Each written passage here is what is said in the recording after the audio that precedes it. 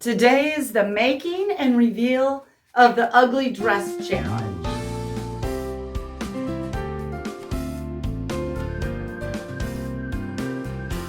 Thank you so much for joining me. If you haven't been here before, my name is Tracy and this is a DIY upcycling channel. And this is the ugly dress challenge. So another DIY YouTuber, Gina of Louise Designs, she makes upcycled items and does tutorials on them like I do. Her and I thought it would be fun to do a challenge where we go to the thrift store in our own state. She lives in New York. I live in Illinois.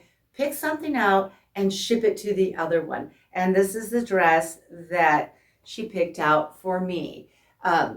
If you want to see the dress I picked for her and her makeover, go to her channel. I'm putting the link down in my description. And to get to my description, just tap or click on the title underneath this video. There are a lot of directions I could have gone with this, but I've decided to do a boho festival dress. And the first thing I want to do is change the neckline. I want it to be somewhat of a sweetheart neckline and kind of come off the shoulders a little bit. I'm going to start somewhat small and try it on because I can always go bigger. Got it perfect the first time. Now I'm going to take it to my machine, and from here to here, I'm going to fold it over just about 1/4 of an inch and make a little hem. And I'm putting the right sides together because the outside I'll be sewing fringe over top, and then the inside will be nice and clean.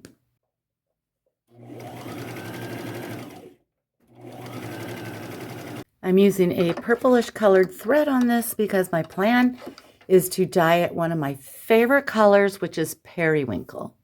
I think these buttons are beautiful, but I have to remove them for what I have in mind, but I will save them for another project. Now I have some bedspread fringe. I'm going to sew that around the neckline.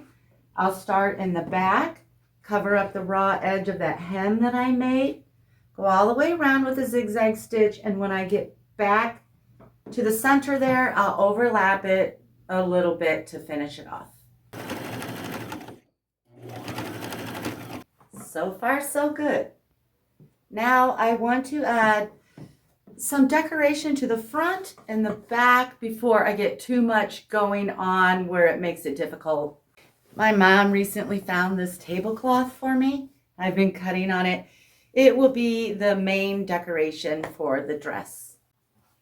I cut out a piece that looks like this. I'm going to lay it towards the top in the center, pin it on, sew it with a zigzag stitch. Now on the back, I'm pinning sort of a large doily or table scarf, and it'll be a backdrop to more of those blue flowers. Now that it's all pinned, I'm going to go sew around the edges.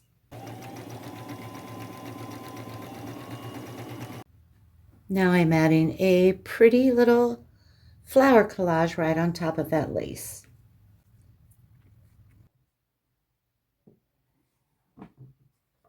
Now what I want to do is these slits on the side. I want to take this opportunity to make this dress wider and flowier at the bottom. And I'm also going to do a big ruffle around the bottom. And I'm going to use this duvet cover. I've been holding on to this for a long time because I love the pattern and it's a lot of fabric here. And I think it is amazing with this dress. The slit in my dress is 19 inches tall. So I made a pattern that is 20 inches across at the bottom, 20.5 inches tall, and 3 inches wide at the top. Then I used that pattern to cut out 2 pieces of that duvet cover.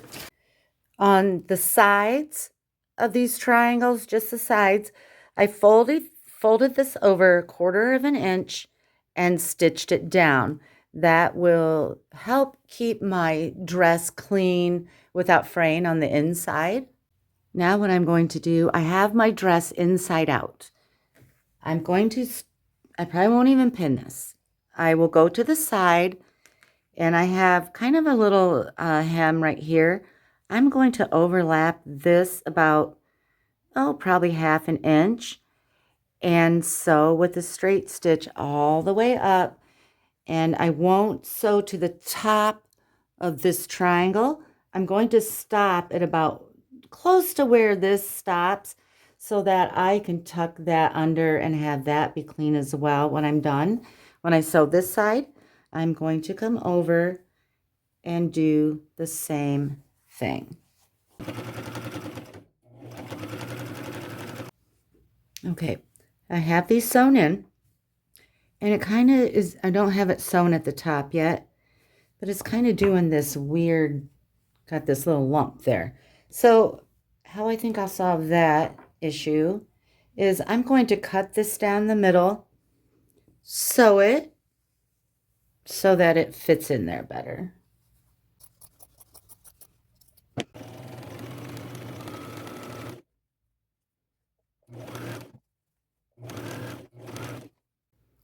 Trimming the excess off with my pinking shears.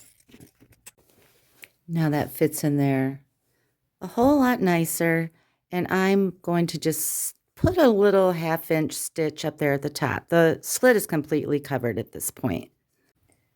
Okay, I didn't mean for this triangle to have this cool little pleat right here, but it does, and I'm going with it. Okay, now we have a wider, flowier bottom.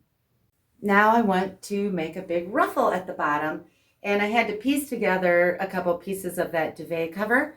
The perimeter now of my dress is 66 inches around. This is 120 inches long and 11 inches tall, and I sewed some of those flowers onto it.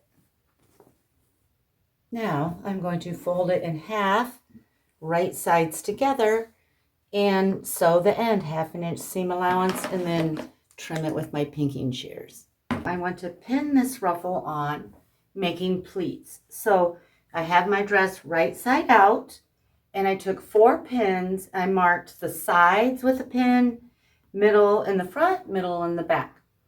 And then my ruffle I have inside out, and this is the top, and this is the bottom. At the top, I also marked this with 4 pins, 2 at the side, middle, middle. And now I'm going to slide my dress inside this ruffle, and I'm going to line up those 4 pins and pin them together.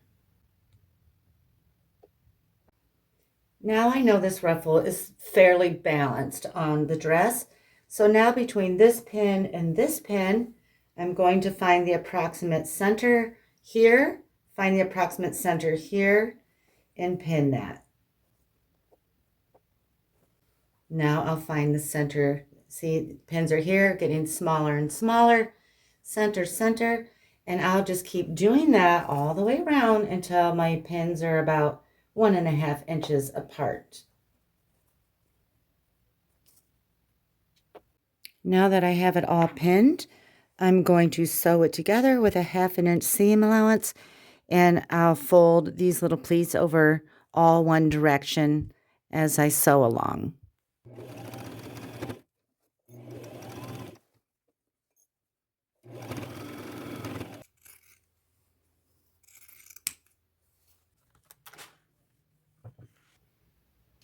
Loving it. Now I want to cut a triangular slit in the front. Okay, I tried this on and sort of eyeballed where I want my slit, and I want the top of it above my knee. And so this dress has a very symmetrical pattern. I'm going to use that pattern as my guide, and I want it pretty wide triangle at the bottom cut out.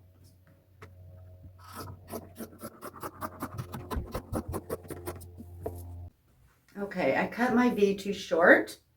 I mean, that'd be a really cute tunic or some sort of topper, but I want a dress. So I'm going to have to add a 6-inch ruffle inside that V.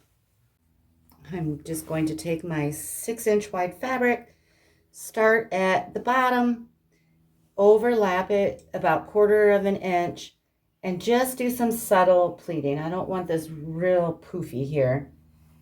All better.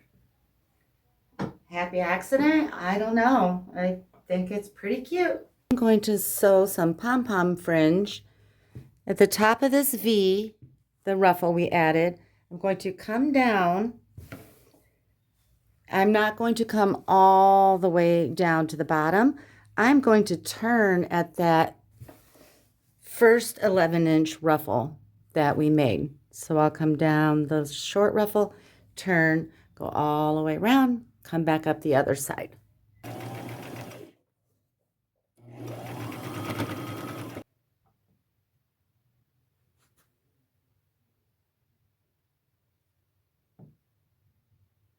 Now what I'm going to do is take that blanket fringe and I'm going to trim the bottom of that ruffle that I added all the way around, very, very bottom. And I'm going to overlap this 1/2 inch and use a zigzag stitch. How beautiful is that? This is a total trust the process video. I do think it's going to turn out, even though I made a couple flub ups. Now I want to work on the arms a little bit. I have this 14-inch fringe, and I can't remember where it's from, either a cape or a tablecloth, something like that. I'm going to use that on the arms. Here are my sleeves. I lined both of them up. My fringe is 14 inches. I want to cut 13.5 inches off the sleeve. Okay, I'm looking at one sleeve here. I'm going to the top of the sleeve and marked 3 inches. I'm cutting a slit 3 inches up. So here's my short sleeve now and the slit. I am going to take this fringe and trim out that cut basically up into the V and all the way around. And I have enough to go around twice because I want that fringe a little bit more thick than just this. So I'll go around it twice with the fringe. And I'm using a zigzag stitch.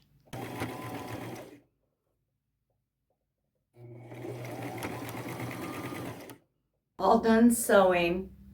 Now let's go upstairs and dye it periwinkle. In an old house that I had some irises that were the most beautiful shade of periwinkle, and that's what I'm envisioning in my head. I'm using Rit Dye more on the stove. Rit Dye more is for synthetic fabrics, and I don't know what some of the trims are in this dress, so I wanted to be safe. I'm using Royal Purple, Kentucky Sky, and Tropical Teal. I'm not sure what blue I'll use, maybe a combination. I'm just going to have to play with it and mix my own color and see what I can come up with. I have a turkey pot, and I think it's about 32 quart. I fill it up to about here with water, and I'm bringing it to almost a boil, about 200 degrees. And then I already did this. I put a few pumps of Dawn dish soap. It's just on the instructions on the bottle.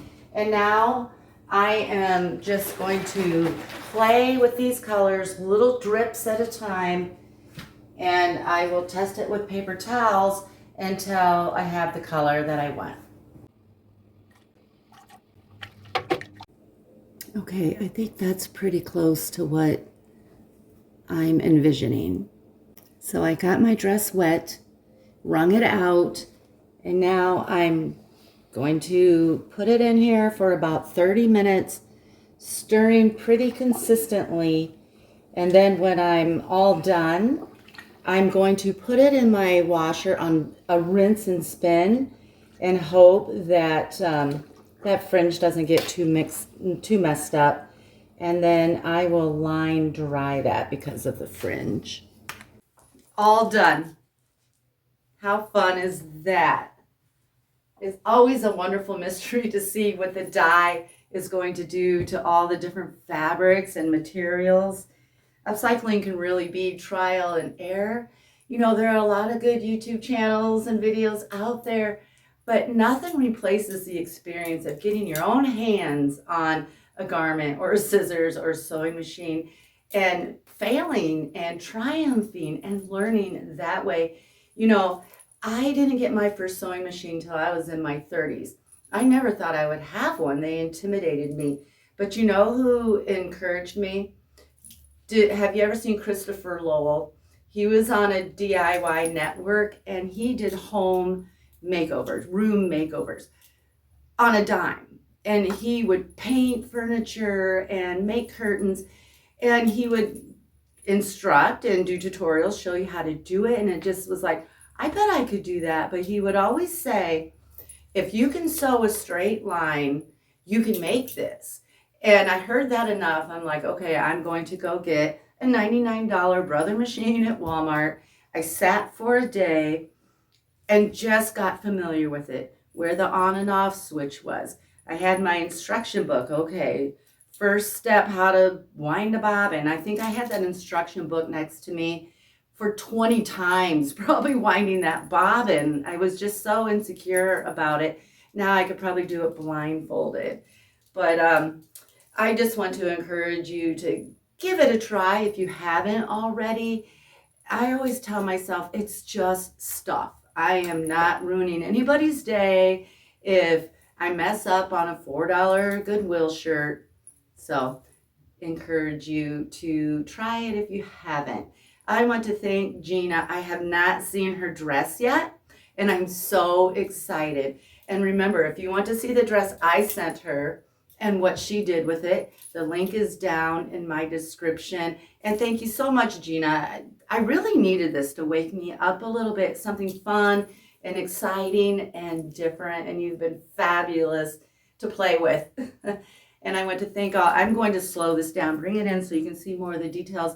And I want to thank you so much for watching our challenge.